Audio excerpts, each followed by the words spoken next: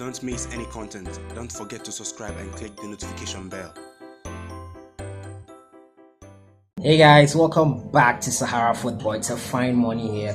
We're going to talk about the Black Satellites and Kumasi ASANTE Kotoko as they prepare to face Zesco United next week in midweek. That will be on Wednesday. The Black Satellites, after a great victory over Burkina Faso in the Under-20 African Cup of Nations, we are going to get reaction from the coach. He seems to be unhappy about something. We'll listen to him, and we'll also listen to Akonnor and midfielder QUAME BONSU on what they will need to do to get back on track. We'll also hear from the Normalization Committee Vice Chairperson QUIST, who has assured Ghanaians that they will put the necessary measures in place so that the Ghana football will get back to its running smoothly as it should.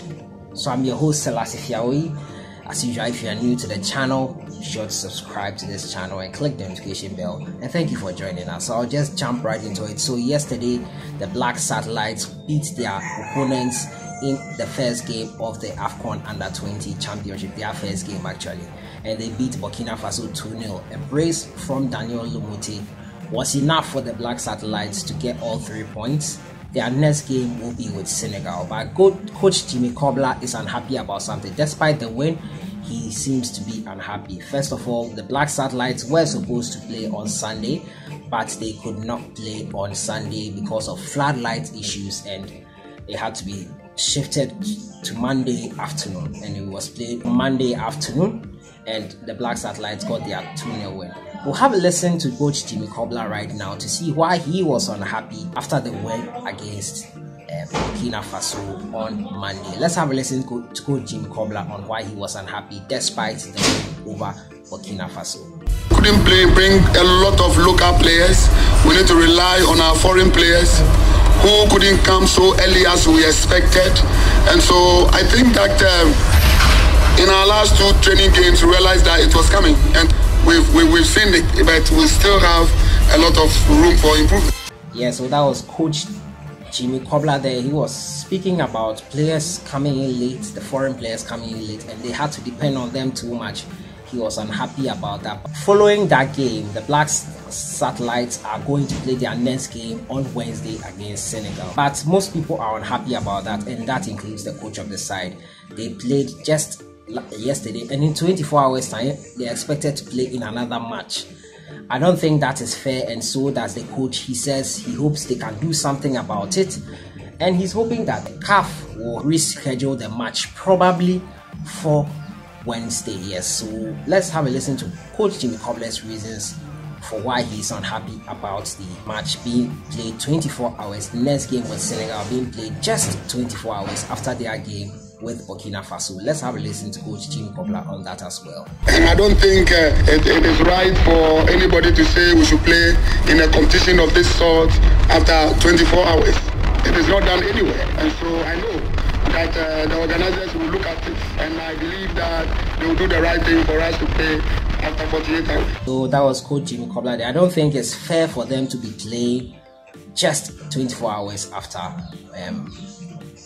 their game. All the other teams have had 48 hours rest, and I think they are also entitled to that. I think there are enough days in there for the game to be shifted to Thursday, at least Thursday. And right now the calendar says the Black Satellites will face Senegal on Wednesday night. Yes, I think the floodlight issues have been sorted out, so on Wednesday night, I think currently, until things change, the Black Satellites will face Senegal in their next fixture.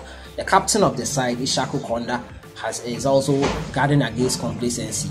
He says his team is really focused. He and his teammates are really focused on the task at hand, which is to first qualify for the Under-20 World Cup, which will be taking place in May in Poland later this year. So we have a listen to Akonnor. He was speaking after the game, and he said that he and his teammates are really guarding against complacency. They are focused on the task at hand and are ready to qualify for the World Cup, which is in Poland. Let's have a listen to the captain of the Black Satellites, Akonnor.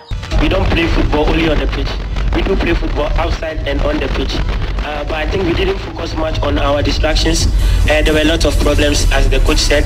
But everyone knows that it's important to win the first game, and that was our main focus. Like I said in the press conference earlier on, we take it step by step. We don't look at what has happened. We focus on the games we have to play, and then we set our goals and then we achieve them. So we don't look at what has happened. We focus on what is happening today. That was the captain of the Black Satellites, Akonnor, there speaking. He said he and his teammates are focused on the task at hand. Their ultimate goal, or the primary goal, is to qualify for the Under-20 World Cup, which will be played in May this year, later on this year in Poland. And Africa will be represented by 4 teams.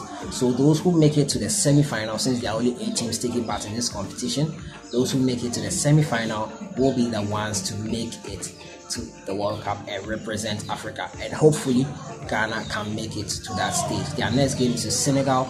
I'll communicate the date to you as and when I get that as well. So I move on to my next story. Has to do with Kumasi Asante Kotoko. Kotoko, we all know, on Sunday unfortunately lost to AL-HILAL.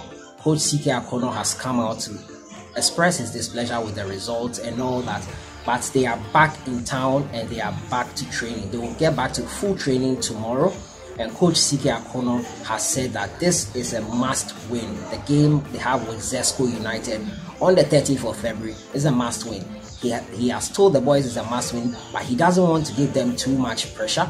Coach Akonnor has spoken after landing in Ghana, and he said this game is a must win, and that if they don't win it, it will be a problem for them. Let's have a listen to Coach Akonnor on the game against Zesco United. We have to win. I mean, there's no doubt about that. It's all about win. Yeah, winning a bit high, but I don't want to put pressure on the boys. They must be free.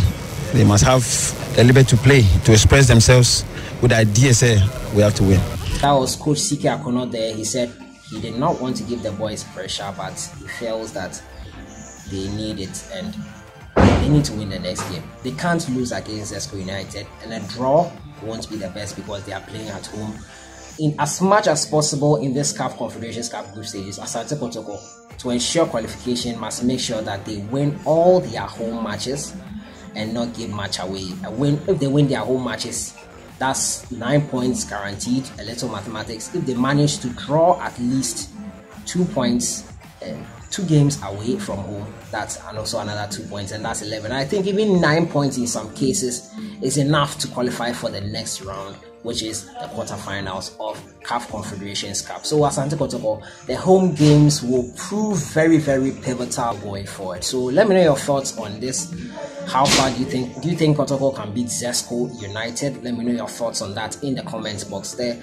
Midfielder KWAME BONSU also shares the same sentiments as the coach and says that the next game is a must win. They cannot afford to lose it. They are focused on it and they are sure they can go forward in this tournament and beat Zesco United at the Baba Yara Sports Stadium. So let's have a listen to KWAME BONSU, who also spoke to the media after returning to Kumasi, where they are training currently. Well, so far so good. I think we've been improving game by game, and we just have to keep on with the hard work. I believe in hard work, and with the determination that we have and the unity and everything will go on well for us.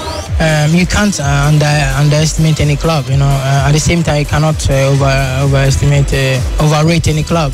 I mean, we go to every game with the same mentality of winning, and like I said earlier, it's one of those things, sometimes it doesn't go the way you want it, but you just have to forget about it and focus on the next game. That was KWAME BONSU there speaking to the media after Kumasi Asante Kotoko game with AL-HILAL coming back from Sudan. They will start full training tomorrow, as I said earlier on, and Asante Kotoko, we hope, will get the results they need. It's a game in midweek, Wednesday, 13th February. Kumasi Asante Kotoko versus Zesco United at the Baba Yara Sports Stadium. Let me know your thoughts on this game. How do you think Kotoko will fare at home against Zesco United? Remember, Zesco United are on top of the group.